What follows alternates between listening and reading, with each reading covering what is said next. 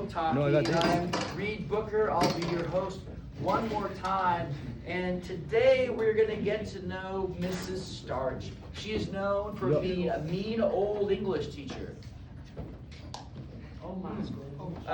She had gone missing for a while, but now she's back. Ladies and gentlemen, please welcome Mrs. Starch to the Book Talking stage.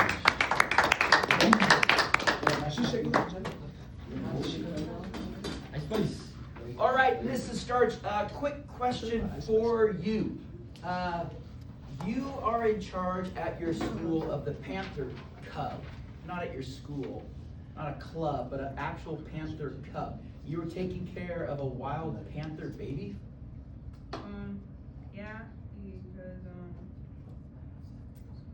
like, I love endangered species, like, they're really cool, and, if I didn't take care of this cub, it probably would have died, so I had to put everything aside, like being a teacher, and focus on the cub, because I'm really astonished by these endangered species.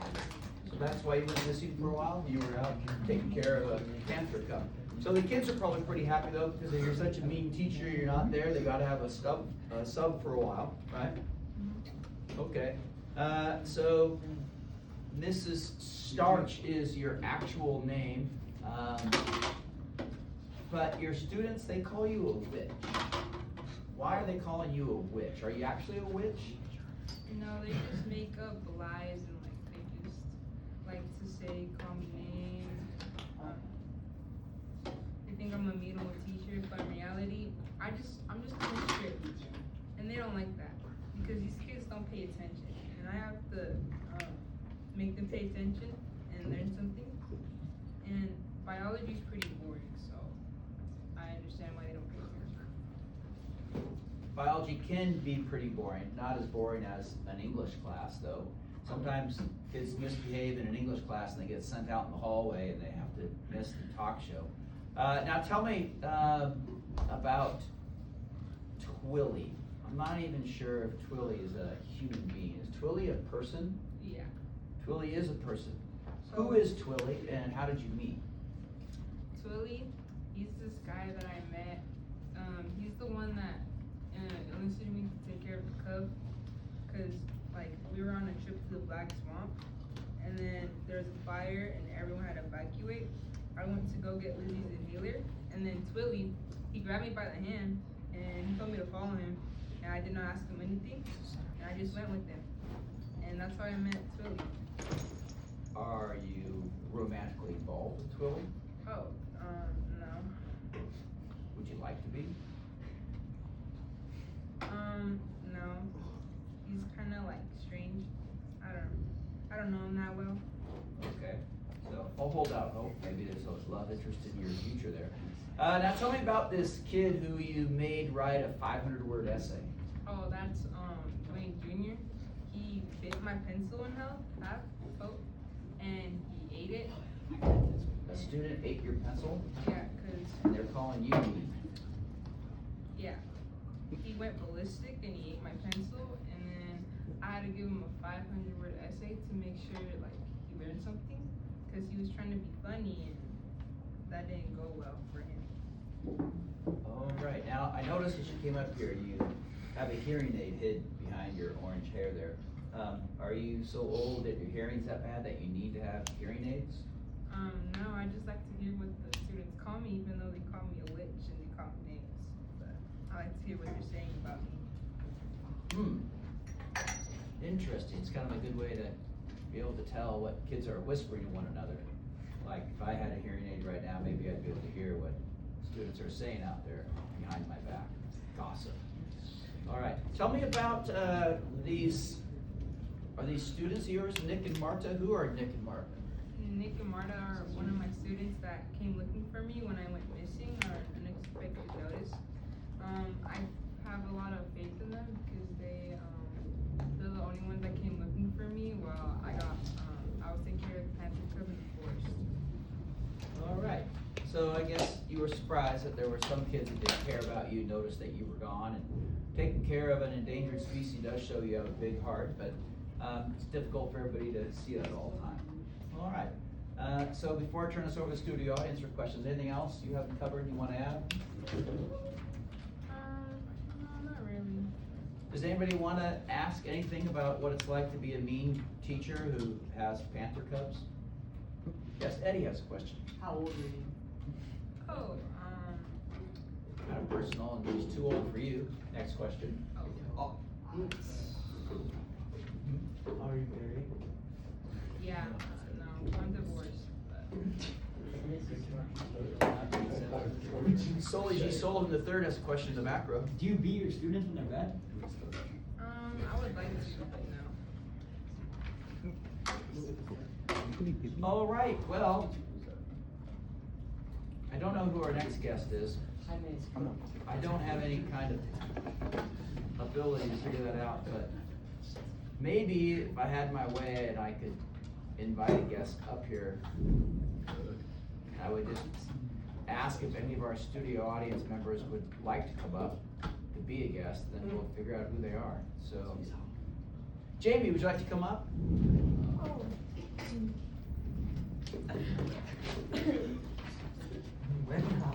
I don't have an introduction for you, so we don't really know who this person is at all. Can you just?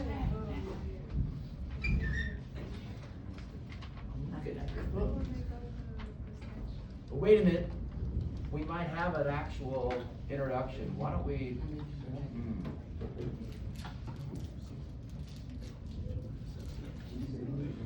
I think we're finding something.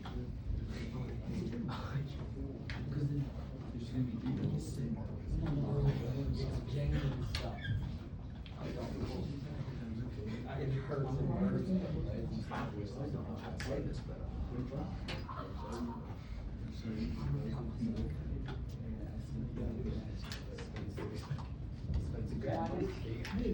Okay. Due to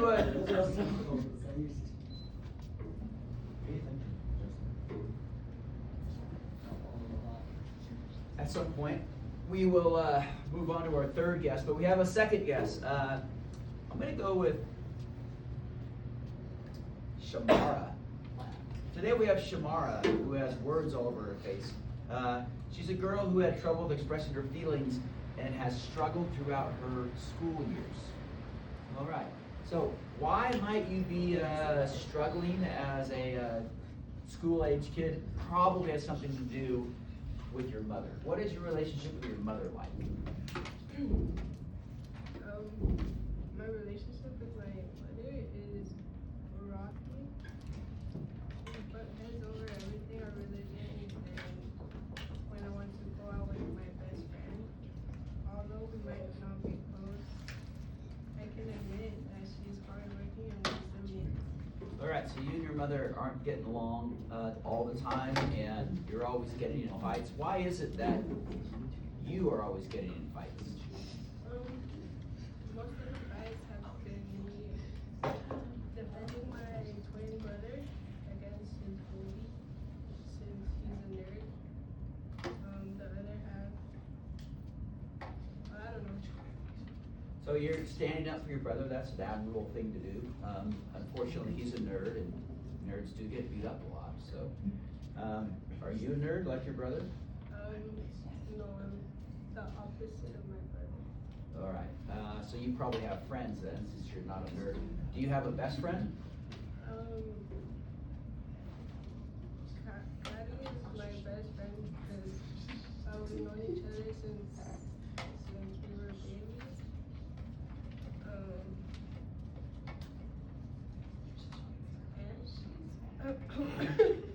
And she's also the opposite of me. Okay. So yes, opposites can attract. That's important to know. Now, at your school, you guys have a poetry club, correct? Yeah. And how do you feel about this new poetry club? I feel like poetry has helped me express my feelings. Well, I mean, it has helped me a lot. Yeah. Do you have a friend named Amin? Yeah. Thank you. Why do you consider him a friend? We got close, but had some conflict.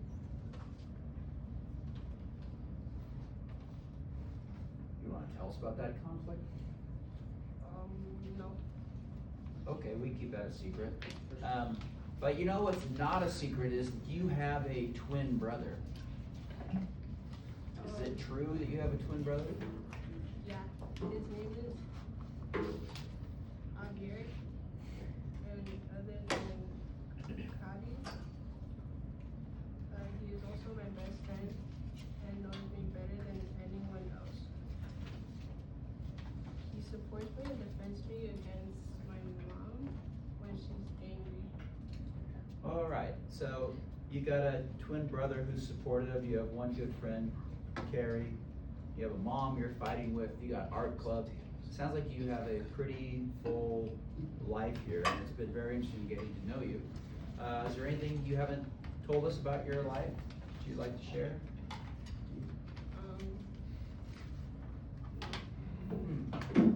All right, you wanna see if the studio audience has any questions for you?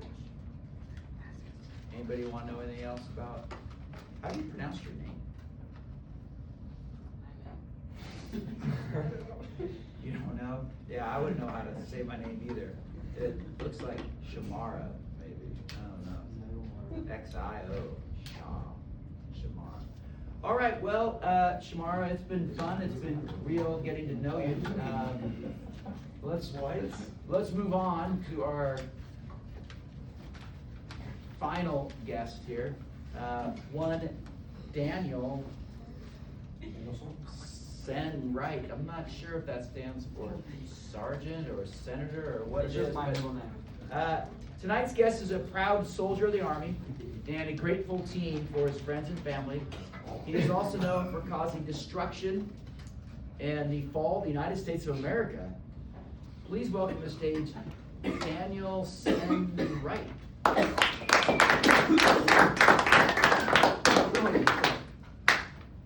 Mr. Wright, I apologize for not understanding what this Sen is all about. Can you explain that before we get into this interview? It's my middle name, so I was born with that name. It's Daniel Sen Wright. All right, I've been interviewing people for a whole week and I've never seen such an unusual middle name. Okay, now, apparently the United States no longer exists. All America has ended, and that was because there was some shot that caused it all to end. So tell us all about the shot that ended America. Yeah, I mean, it was awful. I was hiking through downtown Boise, Idaho with my squadron, and this was the first time I was ever deployed in actual battle. And I was top ranked with marksmanship, and as we walked through the crowds of protesters, one of them threw a rock right at my gas mask, and I was so afraid, and I just fired 16 bullets. And when I stopped, the rest of my team thought that we were under fire and started shooting. In the end, over 30 people were shot and injured, and over 10 dead. So there was a crowd, they were not really doing anything wrong, but they threw a rock at you. You're there to They were riding. It was a bad ride. But we weren't supposed to kill anybody, no. Unless they started firing at us. So you fired first. Yes. So it was friendly fire and we overreacted to that. Yes. And this made the riot get out of hand. Yes. And what happened when this riot got out of hand? So did this rebellion really grow from here? Yeah, well, after many people were killed in Boise, Idaho, the protesters were angry and they started to disobey laws and cause trouble, and this eventually descended into an all-out war. So who were the two sides that were at war? The people and, well, not the people in the National Guard of Boise, Idaho, and just the President of the United States. Because the reason behind this protesting is because the leader of the Idaho National Guard is not good. Well, sorry, he is good, but the president is not good, and they're fighting. Got it. So pretty much a civil war is going on now. Yes. Okay, so as all this is happening, you have grown quite concerned about your mother. Yes. So who is your mother and why are you so concerned about her? So my mother is a very anxious person, and she takes a lot of pills that don't really help because she's just super anxious and she freaks out a lot. And I can't really ever go out, and I just make sure I can go anywhere because it might change her schedule. And she has like it goes on in her mind, like she'll go crazy when things change. Okay, well, this is all really sad and depressing. Nobody likes to talk about civil wars and moms that about ready to die, so let's lighten this up a little bit. What is your favorite sport? So after boot camp, I was in football and acted like my coach was my drill sergeant. And I was really good. I became really fit and strong after training for the Army. I really want to join the Army to give back to my country like my father did. His legacy will not be forgotten. Okay, so being really fit and strong, I'm sure you were, catching the eye of a lot of the ladies out there. Yes. One in particular, Jo Bell, she becomes your girlfriend, Yes. and that relationship is a little complicated. Yes, so I was sitting in the car and I was driving us to school, and she was showing me the news on the little camera on the front in the driver's seat, and it showed me holding a dead person, and she was just going at it, telling me how much she hated the soldiers. Did she know that was you? Yeah, she did not know that I was me, and She didn't know. right before that I wanted to tell her, but I couldn't tell her after that, because That you were wearing like a Yeah. gas mask? yeah, so no one could see, and that's kind of what the president and the Boise, Idaho are fighting over, is because he really wants my information, but the senator of the Boise, Idaho will not give it to him. All right, so the governor is involved with this, and the Yes. governor is trying to help you as well. Yes. So how is the governor helping you, and what are the dangers of the incident in Boise? Well, the governor basically declares that that we were just following orders and it's not our fault or what happened, and the president was planning to send people, I think like special ops to our facility, and they're gonna try to take us with force. But the governor is using the amendment where with the states and where you can't arrest anybody without constitution or federal reason. Got it. Got it. All right, Daniel, your life is sad and tragic, but also somewhat interesting. So much so that studio audience might have some more questions for you. We've got Daniel Sen Wright up here. Any questions for Mr. Wright? Like, why are you holding this little piece of plastic in your hand, or anything like that? What do you have? Your girlfriend was still in school when you were in boot camp? Yeah, so I was 17 and I left early. Did your girlfriend ever find out? No. I kept it secret from all my friends and everybody. Is your girlfriend's name Joe? Jo Bell? I think it's Jo Bell. Yeah, I don't Think? I Your know, girlfriend's name is yeah, Jo Jo Bell? Bell. Still currently in a relationship. I think so, yeah. I don't know. It's complicated. I was like, I was getting shot at and stuff in the whole country, and then I got a lot of this and all that. So, Do you know how many people you shot? I didn't shoot anybody, so I got freaked out and I shot this guy. And I just started firing because I have my finger right over the trigger. Yes. And I have this rangefinder that is currently caught on my finger. And I can't hold it off. Interesting. All right, well, ladies and gentlemen, as we always do, we like to slow clap until our guests dance their way off the stage. So let's help them dance their way off the stage today.